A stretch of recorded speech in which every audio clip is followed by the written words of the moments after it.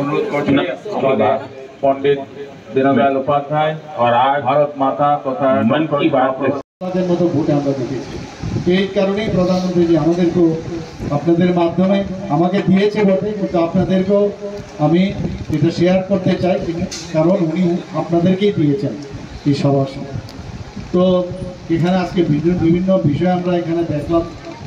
উনি মানে ছোট ছোট বিষয় উনি আমাদের যে নেক্সট যে প্যারিসে যে অলিম্পিক হতে যাচ্ছে সেই অলিম্পিকে যারা এখন তৈরি করছেন তাদের যাতে তাদের উৎসাহ বর্ধন করার জন্য উনি আমাদেরকে বলেছেন। আমরা সবসময় সেটা করি। গতকালও আমরা দেখলাম যে আবার বহুদিন পরে T20-তে আবার ভারত আবার মানে সর্বোচ্চ আসনে চ্যাম্পিয়ন হয়েছে। কালকে সারা রাত্র আমাদেরও ঘুম হয়নি, প্রচুর ছেলে মেয়েরা দেখলাম রাস্তায় বেরিয়েছে, সবাই একটা মানে উৎসাহ সেটা ছিল। খেলাধুলার সাথে ভারত এখন যে জায়গায় গেছে, আগে অলিম্পিকে একটা মেডেল পাওয়া মানে দুঃসাধ্য বিষয় ছিল, সেটা আমরা এখন পাচ্ছি।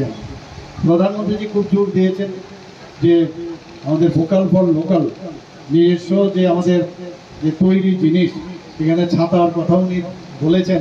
কীভাবে কেরালার একটা অজগায়ে কীভাবে ছোটো ছোটো আমাদের যে মা বোনেরা, ছোটো ছোটো মেয়েরা থেকে আরম্ভ করে আমাদের মা বোনেরা একটা ছাতা তৈরি করে, সেটা শুধু ভারতবর্ষে না এবং কোয়ালিটি সেটা বিদেশেও দিচ্ছে। তো কেননা এতে করে উদ্বুদ্ধ হয়ে আমাদের ত্রিপুরাতেও এরকম বহু জিনিস আছে যেটা আমরা এতে কিন্তু উদ্বুদ্ধ হয়ে আমাদের সরকারের মাধ্যমে এবং যারা আমাদের SHG গ্রুপ তাদের মাধ্যমে সেটাও আমরা করতে পারি, এবং সেটাও তার প্রচার প্রসার এবং মাননীয় প্রধানমন্ত্রীজির কাছে আমরা পাঠাবো। বহু আমাদের এখানে জিনিস আছে যেগুলো আমরা এখানে করছি।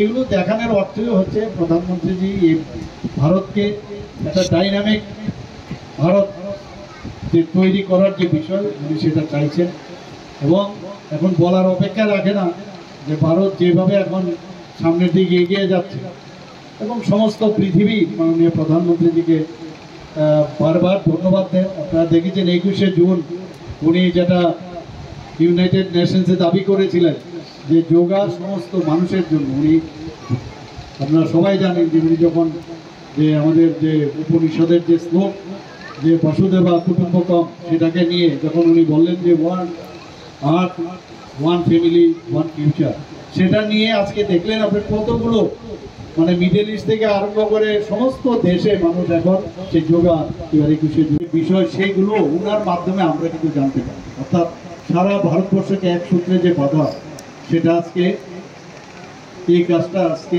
প্রধানমন্ত্রী 111তম ওনার যে এপিসোড সেটা উনি করে যাচ্ছেন।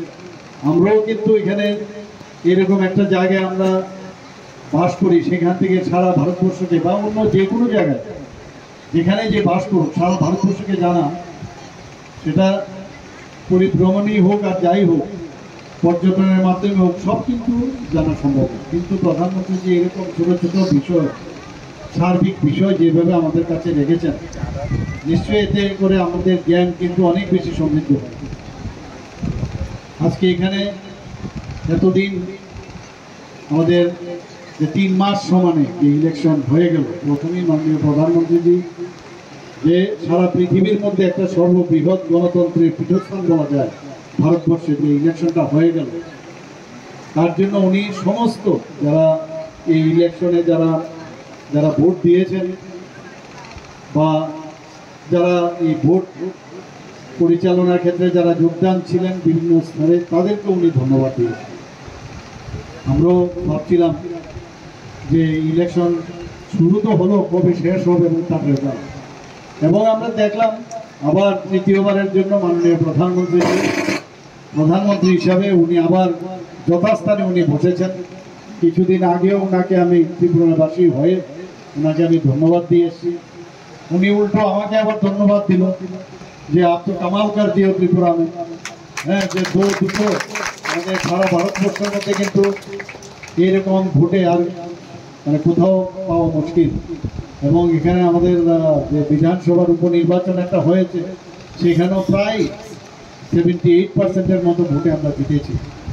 একটা কেন্দ্রে আমাদের 14 লাখ ওয়েস্ট যে আমাদের সিট ছিল, সেখানে আমরা 6 লাখ